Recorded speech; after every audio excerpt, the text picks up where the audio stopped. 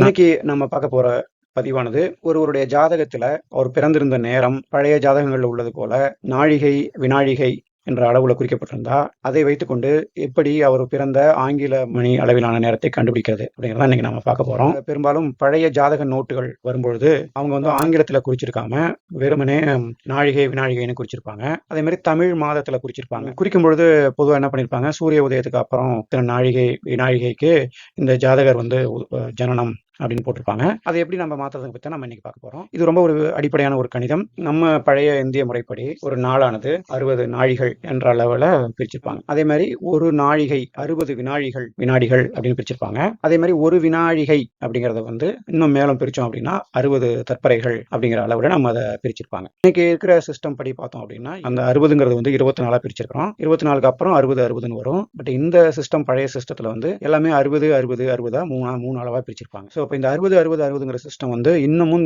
துல்லியமா நேரத்தை பிரிக்க முடியும். இதுல வந்து ஒரு நாழிகைங்கிறது 24 நிமிஷம் அப்படின்னு பார்த்தோம். அப்ப வந்து 2 நாழிகைங்கிறது வந்து 1 மணி அப்படிங்கிற அளவுக்கு சமமா உங்களுக்கு இருக்கும். இப்போ நம்ம என்ன பார்க்க போறோம்னா நாழிகையில் இருந்துச்சுன்னா அதை எப்படி மணியா மாற்ற போறோம் அப்படிங்கிறது. முக்கியமா 2 தரவுகள் வந்து இதை கால்குலேஷன் பண்றதுக்கு வேணும். முதல் தரவு வந்து ஜாதகர் பிறந்த தினத்தோட ஊர், எந்த ஊர்ல பிறந்தாரோ அந்த ஊர்ல காலையில எத்தனை மணிக்கு சூரியன் உதயமாச்சு அப்படிங்கிற தகவல் வந்து உங்களுக்கு தெரிஞ்சிருக்கணும். ஏன்னா இந்த சிஸ்டம் முழுக்க சூரிய உதயத்தின் அடிப்படையில் கணக்கிடப்படுகிறது. அடுத்து வந்து உங்க ஜாதக நோட்ல எத்தனை நாழிகை வினாழிகைன்னு குறிச்சிருக்காங்க அப்படிங்கிறதும் உங்களுக்கு கண்டிப்பா தெரிஞ்சிருக்கணும். அடுத்து வந்து இதை எப்படி நம்ம வந்து எக்ஸல்ல போட்டு வைக்கிறது அப்படிங்கறத பத்தி நம்ம பார்க்க போறோம். ஸோ இப்போ இந்த கணிதம் நீங்க தெரிஞ்சுக்கும் பொழுது நீங்களாவே அதை கண்டுபிடிச்சிடலாம். அதுக்காக தான் இன்னைக்கு நான் உங்களுக்கு சொல்லி தர போறேன். வாங்க பார்க்கலாம். இந்த எக்ஸசைஸ்ல நம்ம என்ன பண்றோம் அப்படின்னா இந்த செஷன்ல வந்து நம்ம இந்த கஸ்டம் ஃபார்மேட் அப்படிங்கிற ஒரு விஷயத்தை பத்தி பார்த்தோம். இந்த செஷன்ல நம்ம வந்து ஒரு 7 ஃபார்முலா யூஸ் பண்ணியிருக்கிறோம் வேற இடத்துல.